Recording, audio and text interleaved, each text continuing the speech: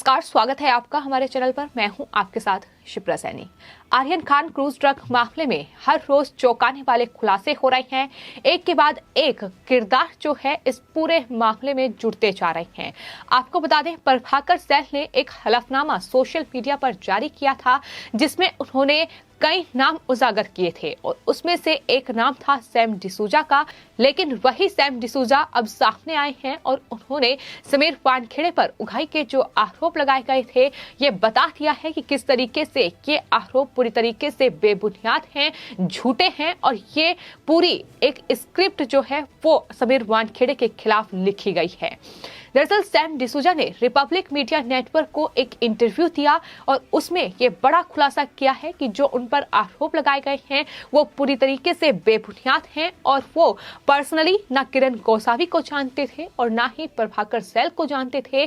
सुनील पाटिल के कहने पर ही उन्होंने किरण गोसावी से कांटेक्ट किया था। तो सैम डिसूजा की ओर से इस इंटरव्यू में ये भी जानकारी दी गई कि सुनील पाटिल ने उन्हें फोन किया कि वो किरण गोसावी से मुलाकात करें और उसके बाद वो किरण गोसावी से मिले।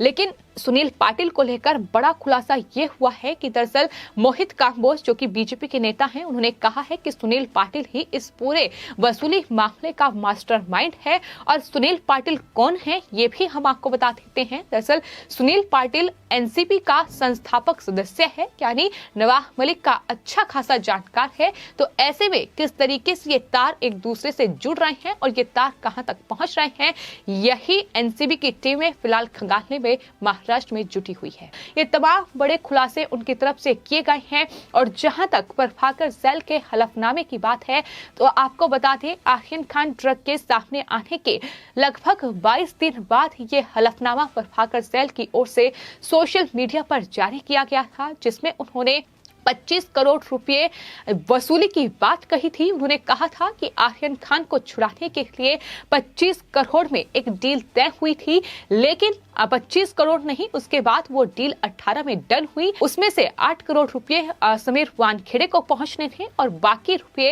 अलग अलग लोगों में बंटने थे। ये बड़ा आरोप उनकी तरफ से लगाया गया, जिसके बाद नवाब मलिक और संजय राउत जैसे नेताओं ने समीर वानखेड़े पर निशाना साधना शुरू कर दिया कि दरअसल वसूली के लिए इस रेड को अंजाम दिया गया है। आर्यन खान को बचाने के लिए ये 8 करोड़ रुपए लिए गए हैं। लेकिन अब उस पूरे मामले पर ये बड़े और चौंकाने वाले खुलासे निकलकर सामने आ रहे हैं।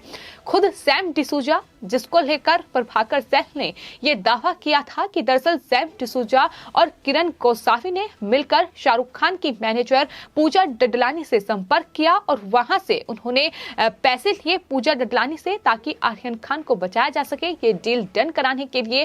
तो ये तमाम बड़े आरोप थे जो हलफनामे में लगाए गए हैं। लेकिन अब खुद सैम डिसूजा ये कह रहे हैं कि वो किरण गोसावी और प्रभाकर सैल को नहीं जानते थे। हाँ, मुंबई में क्रूज पर रेव पार्टी हो रही है, इसकी जानकारी सैम डिसूजा ने ही एनसीबी को दी थी। लेकिन इस तरीके से जो वसूली के आरोप लगाए गए हैं वो पूरी तरीके से झूठे हैं। उन्होंने कहा है कि सच्चाई एक दिन सामने आएगी।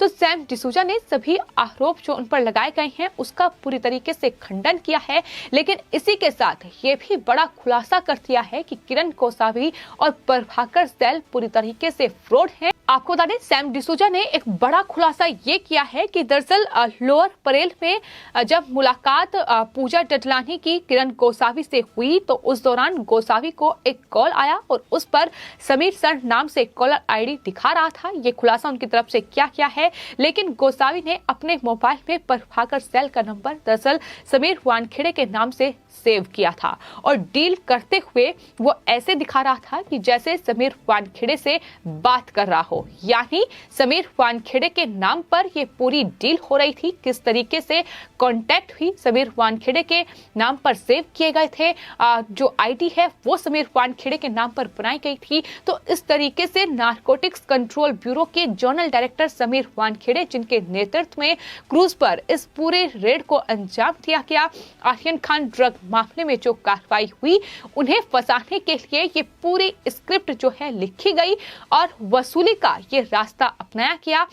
अब जवाब नवाब मलिक से भी लगातार महाराष्ट्र की जनता मांग रही है कि नवाब मलिक एनसीपी के नेता नवाब मलिक जो लगातार प्रभाकर सैल के इस हलफनामे को आगे रखते हुए समीर वानखेड़े को घेर रहे थे और जवाब उनसे मांग रहे थे कि वसूली की गई है, इसका जवाब एनसीबी दे, समीर वानखेड़े इसका जवाब दे। उन पर न जाने कितने आरोप जो हैं वो नवाब मलिक की ओर से लगाए गए। लेकिन आपको बता दें, क्रांति रेडकर जो कि समीर वानखेड़े की पत्नी है, उनकी तरफ से शुरू से ही ये लगातार इस पूरे मामले में कहा जा रहा है कि सच्चाई एक दिन सामने आएगी और वो सच्चाई एक के बाद एक सामने आ रही है, क्योंकि तमाम वो गवाह, तमाम वो मुखबिर सामने आ रहे हैं जो इस पूरे मामले से जुड़े हुए हैं।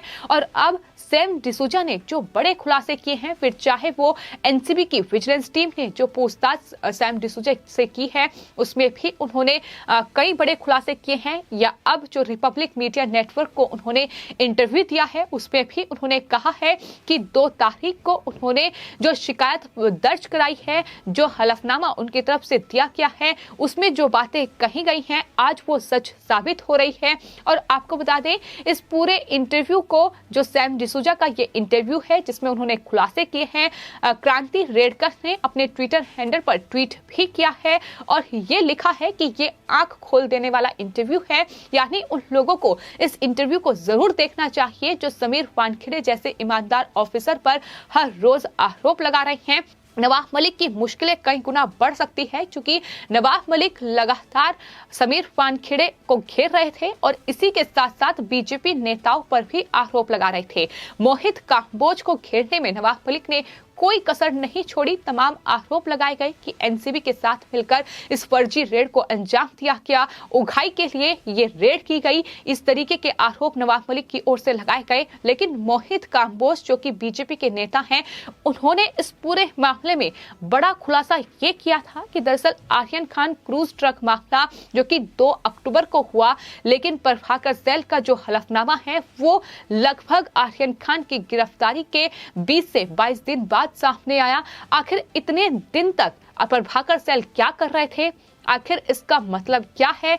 क्या इस तरीके से समीर वानखेड़े को फंसाने के लिए 20 से 22 दिनों में ये पूरी स्क्रिप्ट लिखी गई? क्या ये पूरी साजिश रची गई? ये तमाम सवाल हैं जो फिलहाल जिसमें नवाब मलिक भी घिर चुके हैं, प्रभाकर सैल भी घिर चुके हैं। तो आपको बता दें, मोहित कांबोज की ओर से बाकायदा एक ट्वीट करते हुए ये बताया गया था, ये बड़ा खुलासा किया गया था कि नवाब मलिक ने ये पूरी स्क्रिप्ट लिखी है, प्रभाकर सैल, किरण गोसावी जैसे गवाहों को प्रभावित किया गया है, उनका इस्तेमाल किया गया है और समीर वानखेड़े को फंसाने के लिए किरण गोसावी से पैसे के लिए ये सब कुछ किया गया है। तो नवाब मलिक ने ये पूरी स्क्रिप्ट लिखी है। नवाब मलिक ने बाकायदा प्रभाकर सैल को इसके लिए एक फ्लैट भी दिया है, ये खुलासा भी उनकी तरफ से किया गया था। तो आरोप प्रत्यारोप का ये सिलसिला महाराष्ट्र में लगातार जारी है, लेकिन खुलासे जो हो रहे हैं वो अपने आप में बता रहे हैं कि ये नवाब मलिक के लिए मुश्किलें बढ़ाने वाले हैं, लेकिन वहीं समीर वानखेड़े जैसे ऑफिसर के लिए कहीं ना कहीं ये सिद्ध होना बहुत जरूरी है कि उन पर जो एलिगेशन लगाए गए हैं, जो आरोप लगाए गए हैं, वो झूठे हैं, वो बेबुनियाद हैं। क्योंकि जितनी मेहनत करके यूपीएससी का एग्जाम क्लियर करके वो एक ऑफिसर बने हैं और इस तरीके से उन्हें घेरना, एक कार्रवाई पर इस तरीके से उन पर मनगढ़ंत आरोप लगाना, उनके पूरे परिवार को मुश्किल में डांटना, उनके पत्नी, उनकी बहन पर इस तरीके के आरोप लगाना, जाहिर तौर पर उस पूरे मामले में फिलहाल उनका परिवार कानूनी लड़ाई लड़ रहा है। लेकिन उनके परिवार के लिए ये लड़ाई कितनी मुश्किल है, ये बार बार उनके परिवार की ओर से बताया गया है, जानकारी दी गई है। और अब जब ये आरोप पूरी तरीके से झूठे साबित हो रहे हैं, ये सच्चाई सामने आ रही है कि किस तरीके से ये पूरी स्क्रिप्ट उनके खिलाफ लिखी गई थी ताकि उन्हें फंसाया जाए और एनसीबी की इस पूरी जांच को प्रभावित किया जाए, ताकि नवाब मलिक के दामाद समीर खान जो महाराष्ट्र में ड्रग का नेक्सस चला रहे हैं उन्हें बचाया जा सके। ये तमाम स्क्रिप्ट जो लिखी गई थी नवाब मलिक के इशारे पर, तो ये मुश्किलें अब नवाब मलिक की बढ़ाने वाली हैं। फिलहाल नवाब मलिक जो आरोप पर आरोप लगा रहे थे, अब आने वाले वक्त पर उन पर कड़ी कार्रवाई होनी चाहिए। ये मांग लगातार अब उद्धव ठाकरे यानी मुख्यमंत्री से भी की जा रही है, लेकिन दुर्भाग्य ये है कि खुद मुख्यमंत्री उद्धव ठाकरे तमाम जो राज्य के मंत्री हैं उनसे ये अपील कर रहे हैं कि नवाब मलिक का साथ वो दें, यानी ड्रग माफियाओं को किस तरीके से संरक्षण दिया जाए, किस तरीके से उगाई के इस धंधे को चालू रखा जाए, इस पर तमाम जो कहीं ना कहीं फोकस है वो उद्धव ठाकरे सरकार का है। लेकिन फिलहाल नारकोटिक्स कंट्रोल ब्यूरो की छानबीन जारी है। आपको बता दें, नारकोटिक्स कंट्रोल ब्यूरो की विजिलेंस टीम सैम डिसूजा से पूछताछ कर चुकी है, जिसमें उन्होंने ये जरूर माना है कि आर्यन खान को बचाने के लिए किरण कोसावी और पूजा डडलानी के बीच ये डील हुई थी। आने वाले वक्त में एनसीबी की विजिलेंस टीम क्या कुछ बड़े खुलासे करेगी, क्या नवाब मलिक से भी इस पूरे मामले में पूछताछ होगी। लेकिन सैम डिसूजा के ये खुलासे बता रहे हैं कि महाराष्ट्र जो उगाई की सरकार वहां चल रही है, एक और कहीं ना कहीं उगाई के लिए इस तरीके से समीर वानखेड़े जैसे ईमानदार ऑफिसर को फंसाया गया है। फिलहाल आपकी इस पूरे मामले पर क्या राय है, हमें कॉमेंट बॉक्स में जरूर लिखें और चैनल को सब्सक्राइब करें। धन्यवाद।